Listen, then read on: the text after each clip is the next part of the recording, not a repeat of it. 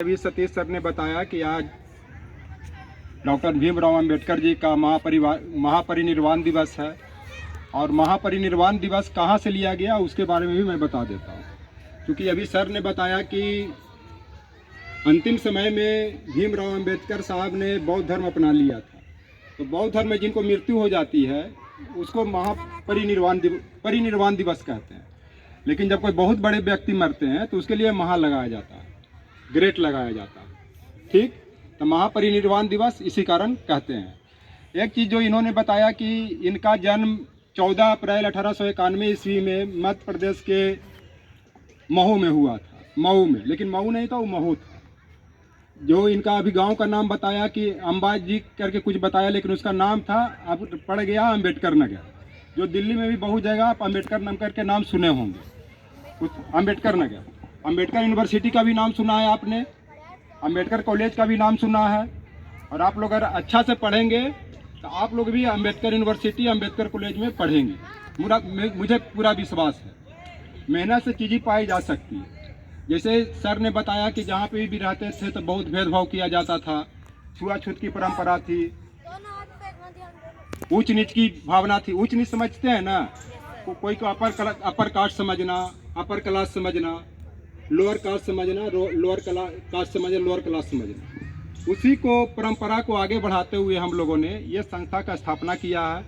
और ख़ास करके इसमें बीनू मैडम जी का, सतीश सर का, उषा जी का बहुत योगदान है कि सब भेदभाव को मिटाते हुए सबको एक जगह लाते हैं, सबको एक जगह पढ़ाते हैं, सबको एक तरह के सामान का वितरण करते हैं।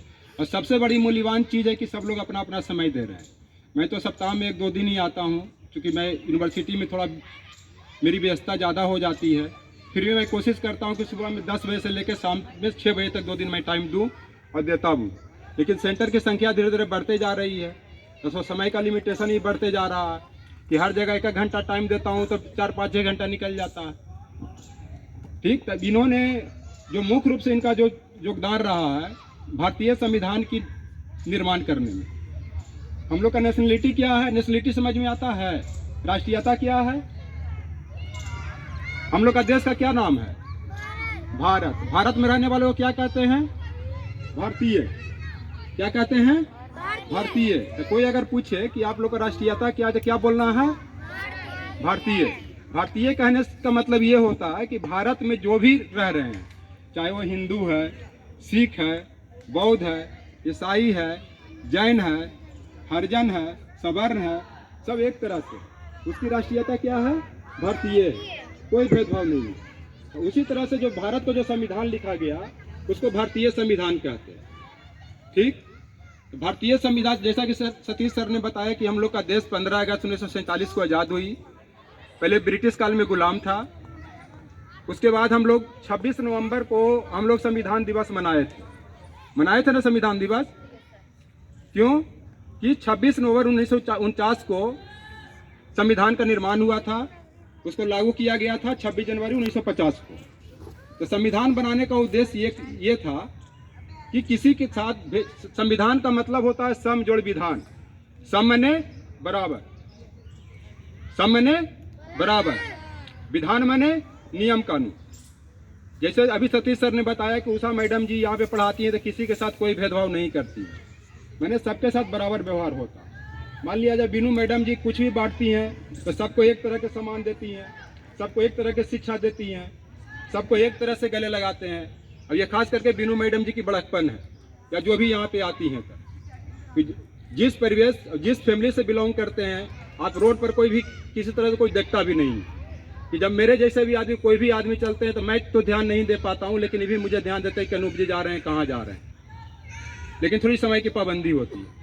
तो बिना भेदभाव के जहाँ पे सबके साथ एक व्यवहार किया जाता है उसको संविधान कहते हैं। तो संविधान कहाँ लिखा जाता है?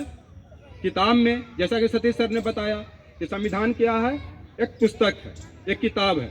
तो संविधान उसे कहते हैं जिसमें सबके लिए एक कानून, एक विधान, एक तरह से समान करना, एक तरह से बढ़ने के लिए सुविधा उपलब्ध कराना, ये संविधान है।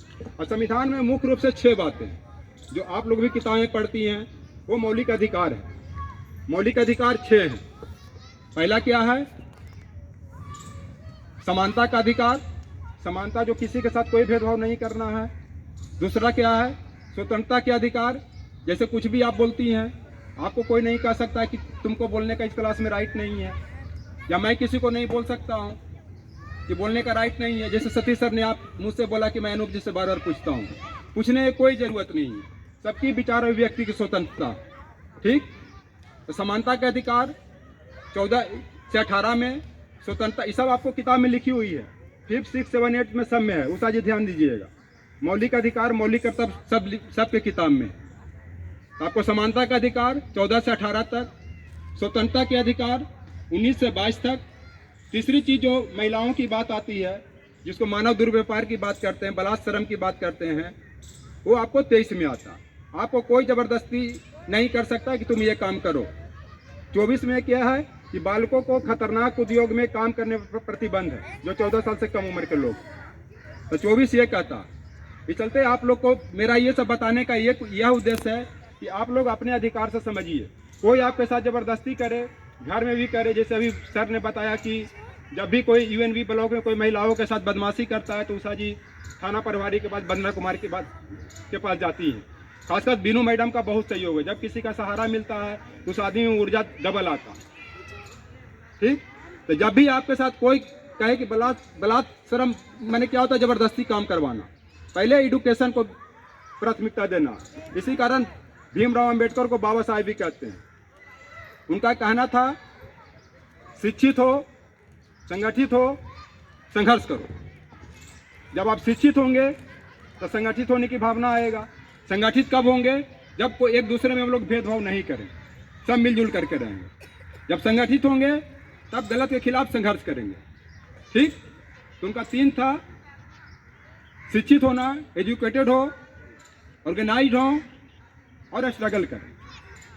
ये 3 चीज़ था। और उन्होंने संविधान में ये चीज़ बताया। अब आ गया धार्मिक स्वतंत्रता के अधिकार। जैसे मान लिया जाए कोई मुस्लिम है, तो सर ने जैसा कल बताया कि जब ईद का दिन आए तो सब लोग ईद मना लेंगे, होली आए तो होली मना लेंगे। तो 25 से 28 में धार्मिक स्वतंत्रता की बात की गई है। 29 और 30 शिक्षा, शैक्षणिक और सांस्कृतिक कल्चर की रक्षा की बात करती है, जो खासकर जो अल्पसंख्यक जिसको कहा जाता है, जैसे मुस्लिम हो गए, ईसाई हो गए, सिख हो गए, जैन हो गए। तो इस सब पर मुख्य रूप से फोकस था कि महिलाओं के साथ कोई भेदभाव नहीं हो, लड़कियों के साथ कोई भेदभाव नहीं हो। कोई मान लिया शादीशुदा भी लड़की है या लेडी है, उनका भी शोषण कोई पति नहीं करे, उनके लिए भी कानून बनाया। तो इस तरह से बाबा साहब अम्बेडकर ने, भीमराव अम्बेडकर ने कानून बनाया। और ये प्रारूप होता है जो ड्राफ्टिंग कमेटी के अध्यक्ष थे, जो 9 दिसंबर 1946 से शुरू हुआ था और लास्ट में आते आते ये 6 दिसंबर या 9 दिसंबर 1949 को समाप्त हुआ और 26 नवंबर को बनकर तैयार हुआ। तो बाबा साहब अम्बेडकर का मुख्य रूप से योगदान ये था कि किसी के साथ भेदभाव नहीं हो, सबको समानता मिले, सबको बढ़ने के लिए अवसर मिले, सर्विस सबको मिले, महिलाओं के साथ भेदभाव नहीं हो, लड़कियों के साथ भेदभाव नहीं हो। अब इस तरह से भारत के संविधान को, मूल भावना को आगे बढ़ाते हुए इस संविधान को, लक्ष्यों को प्राप्त करना बाबा साहेब अम्बेडकर का उद्देश्य था। बाकी बातें सतीश सर ने बता दिया। इसके लिए मैं सतीश सर को भी धन्यवाद देता हूँ और बीनू मैडम जी को भी धन्यवाद देता हूँ।